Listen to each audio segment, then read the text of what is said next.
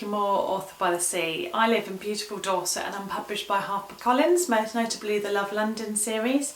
I also have the charm bracelet coming out as Ella Allbright in August 2020. Welcome to the vlog and thanks for joining me today. First of all, I hope you're well. I hope that you're staying safe and you're only going out when you absolutely have to. I've been really serious about practicing social distancing and self-isolation, and I've been quite vocal about that on Twitter. I think we have a responsibility to each other to stay safe and try and limit this virus where we can. Enough of the doom and gloom. I promised in my last vlog that I would talk about the craft of writing this week. There is one thing I just wanted to put as a call out, that the charm bracelet is out on NetGalley for review. It's now got, I think it's 48 reviews at last count, so that's absolutely brilliant. But I would like more people to read the book, please, and review it. So if you are a member of NetGalley, please go and have a look at the One More Chapter page and look at the charm bracelet. If you haven't joined NetGalley but have thought about it, it's a great time to join. In essence, it's a read and review website. It's used primarily by publishers, and it's basically getting early review copies into the hands of readers who will then review in exchange for receiving the book for free. I've actually joined as a reader myself, and I've just read The Heatwave by Katerina Diamond, absolutely loved it. And once I've read Summer in Santorini, I'm going to be reading the forthcoming Sandy Barker book, who is also published by One More Chapter, like I am. So just a quick shout out there. So on to the craft of writing. So I talked a few weeks ago about writing an effective beginning to your novel, something that will hook the reader, or hook an agent or publisher, get them interested. And I talked about different ways that you could do that. This week I wanted to talk about how to avoid the saggy middle. It sounds more like I'm going to do a vlog about getting fit, or taking on some exercise, or maybe eating less.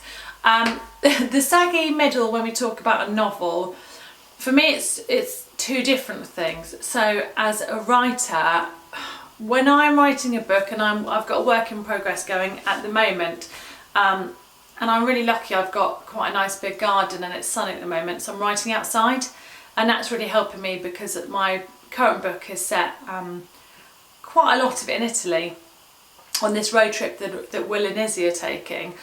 So it's helpful for me to be in the sunshine and kind of, can channel that trip around Italy.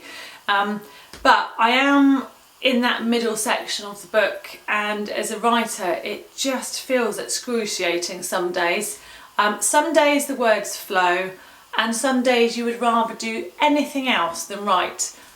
So if that's how you're feeling at the moment, if you've got a work in progress going and it's really painful and you just feel like it's never going to end, it's completely normal, totally natural.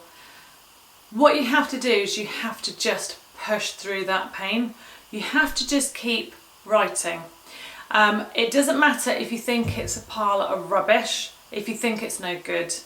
If you can push through and get that middle section written, something happens once you've done that and you're kind of on the home straight and you can see the end in sight, that usually have this kind of burst of energy, and it's just that much easier to write to get to the end. And I'm going to do a separate vlog on endings another time. So we're sticking to avoiding the saggy middle. So yeah, as a writer, it's that really difficult, tricky part. You can't see that you're ever going to get to the end of the book. Everything feels like treacle. You feel like you're wading through treacle. This is what it's like for me. It's been like that for me, I think, every single book that I've written. I haven't felt it so much on short stories and novellas because they're much tighter, shorter forms of stories. But certainly for every novel I've written, so my debut novel Crazy Undercover Love, which I wrote many years ago, 2012, 2013, some of it I wrote by taking part in NaNoWriMo, so that's basically, it's National Novel Writing Month and it's every November, and the idea is to write 50,000 words. That actually for me was a really useful tool because I was trying to push through that boggy middle where I just felt like this is never ending and this is a pile of rubbish. And actually knowing that other people were taking part in that challenge, other people were trying to write the 50,000 words, and I was with them, and I had this word count that I had to hit, which I worked out, I think it was 1500 or 1600 words I had to hit a day. So I was getting up at 5:30 in the morning before the kids were awake. My kids were quite small at the time, and yet I just wrote until I got to that 50,000 words, and I've managed to kind of get to, I think I was probably 80,000 words of the whole novel done by the time that I finished that challenge. So that's a tip for you, that if you're, as a writer, if you're struggling to hit that middle, that kind of saggy, horrible feeling, then set yourself a challenge. If you can't take part in that, novel writing month because it's not November, you could still set yourself a challenge for the next 2 weeks or the next 4 weeks and just try and get the word count in, and just don't worry about what the words are. Don't worry about the quality, because actually it's your choice whether you have to share that with someone or not, and you don't have to. You can finish that bit and then move on to the end section, and then you can go back and refine the whole thing. And one thing that I talk about a lot in these vlogs is, write the damn book, and it's because you don't have to share it with anybody. You don't have to be embarrassed about it. You don't have to worry about it, because the main thing about writing a first draft is you get to the end and you can then go back and you can work on it before you share it with anybody. So it's kind of writing freely and without any kind of hint of self-consciousness. So I guess the overarching message is just don't think too much. So that's how to avoid that middle bit in terms of, being in a writer's head.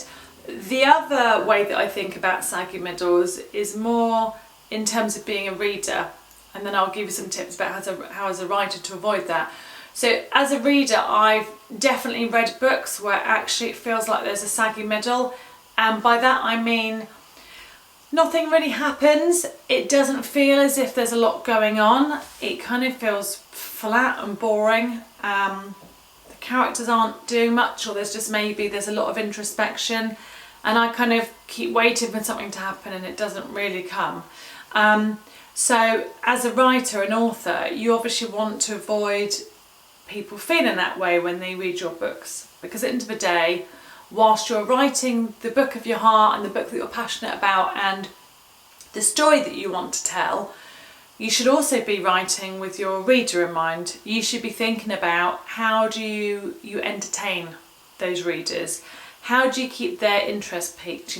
What is it you're going to do to keep them turning the pages and making them stay up late at night, and not able to put the book down, having to know at the end of a chapter, God, what's going to happen next. So as a writer, the things that you can do, think about the structure of your book, to avoid that kind of saggy middle. Think about, is it a 3-part book? Is it written in 3 acts? Which is literally beginning, middle and end. Is there a 5-act structure? So think about how you're breaking the story down and whether enough happens in each part or in each act of the story. So think about the structure carefully. How can you make it more interesting for the reader? Have you got kind of high points and low points? And that's really about, it's writing drama into your book. And it is creating that tension and that sense of, I want to keep reading, for the reader. So think about, have you got kind of, you also hear, if you read, kind of non-fiction books on writing, it's kind of talking about the black moments, or the kind of the roller coaster, the highs and the lows. So have you got events happening and then kind of the come down and something really bad's happening, but then the character starts to lift out of that and actually things are getting better. So it's having the highs and lows, because if you don't have those points of drama, you can have that kind of almost very flat middle of the book where it doesn't feel as if anything happens. Think about whether you're writing with emotional impact. So what language are you using? How are you making the readers feel for your main character or the main characters in your book?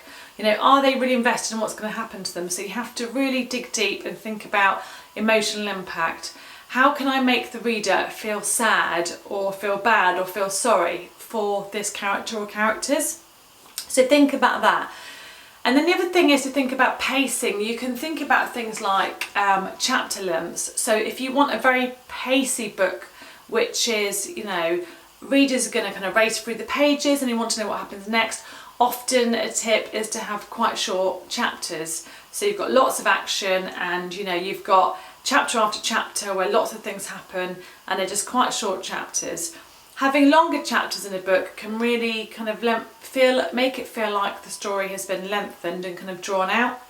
So think carefully about how long do I want my chapters to be. You can also, you know, you don't have to have uniform chapters. You don't have to have chapters that are, you know, each of them are 2,000 words in length. You can have differing lengths of chapter to help with that. So think carefully about, you know, chapter length, and also think about how you are ending each chapter. Have you got a hook? Have you given the reader a reason to keep going? So try and end the chapter with a question almost, or a, you know, it ends on a high point, or something bad's just about to happen, what's going to happen next? I hope that's been helpful. That's just some tips to help you along. I look forward to hearing your comments. Please like and share this vlog. My Twitter handle is here. I would love to hear from you. And I hope that that insight has helped you in terms of your writing journey and that you managed to get some writing done during this time. Take care and stay safe. Bye.